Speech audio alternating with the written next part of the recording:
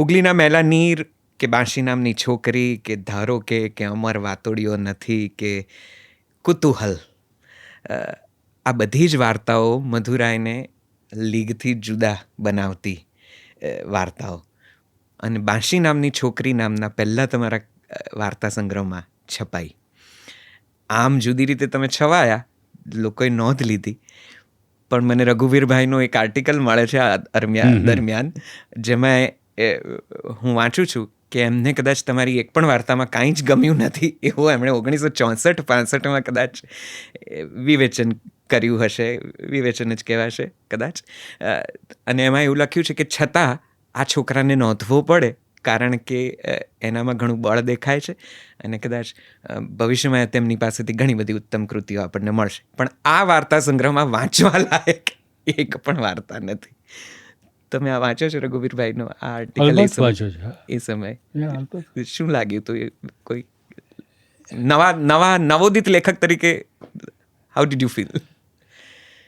મને લાગ્યું કે આ માણસને કંઈ ખબર પડતી નથી અને હજી એ માન્યતામાં કંઈ ફરક પડ્યો નથી. રઘુવીરભાઈની સાથે મારા ઘણા સારા સંબંધ છે અને અમે જ્યારે મળીએ ત્યારે આ જાતના ઠઠ્ઠા કરતા હોઈએ છીએ. પણ મને હંમેશા એમ લાગ્યું છે કે રઘુવીરભાઈને એક ભ્રમ છે કે મારા કરતાં શેતરંજ સારી રમી શકે છે, મારા કરતાં વાર્તા સારી લખી શકે છે, પોતે મારા કરતાં ઊંચા છે એવી પણ એમને ભ્રમણા હોઈ શકે, જે છે જ ખરા.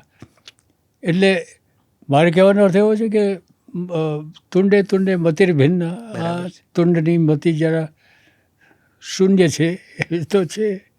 એટલે એનાથી કોઈ જાતનું મને દોષ લાગતો નથી. એમને એકવાર હું મળેલો અને પાનની દુકાનમાં, અને ત્યારે મેં ખૂબ જ કાળઝાળ રીતે સંભળાવેલી કે તમને કંઈ ખબર પડતી નથી ને આ રીતે. પણ એ વખતે એ મિજાજ હતો. અત્યારે તો એવું કહેવાનું પણ મને કંઈ રસ રહેતો નથી. તમે રઘુવીરભાઈને કીધું છે આ બધું?